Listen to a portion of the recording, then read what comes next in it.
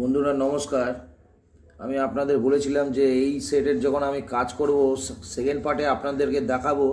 আমি এখন সেকেন্ড পার্টে কাজ করছি, কেমন করে আমি সকেট তৈরি করছি আপনাদের দেখাচ্ছি। এই সকেটের যে ইনসাইডগুলো নষ্ট হয়ে আছে সেই কাজটাই আমি করছি। সকেট 4-5খানা আছে, আমি সকেটগুলো সব আপনাদের দেখাচ্ছি কেমন করে চেঞ্জিং হয়। বন্ধুরা দেখেছেন, এটা 15 অ্যাম্পিয়ারের সকেট আছে। এই দেখুন বন্ধুরা,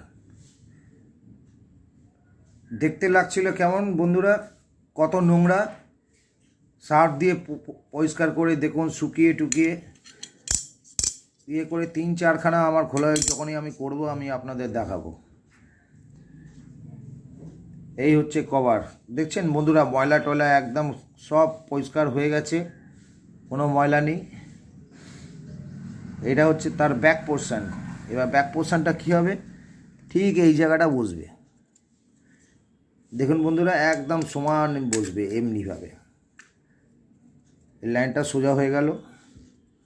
দেখুন এই সাইডেও পুরো একদম খাটে ঘাট মিলে গেছে, এই ধারেও মিলে গেছে।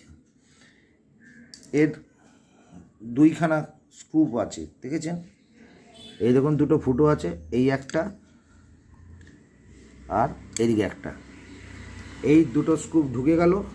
এমনি সরু কোনো স্ক্রুড্রাইভার বা টেস্টার থাকবে, এই টেস্টার দিয়ে হালকা করে এমনি করে চেপে এটাকে আগে বসিয়ে নেবেন।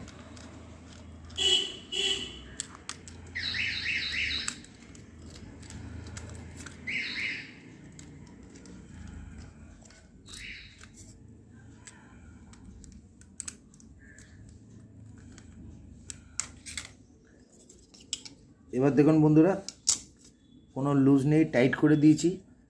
সকেটটা আমার কমপ্লিট হয়ে গেছে। সকেটের নাম দেখুন উপরে দেওয়া আছে, ইগল কোম্পানির সকেট আছে। বন্ধুরা বুঝতে পেরেছেন কোন কোম্পানি তৈরি করেছে।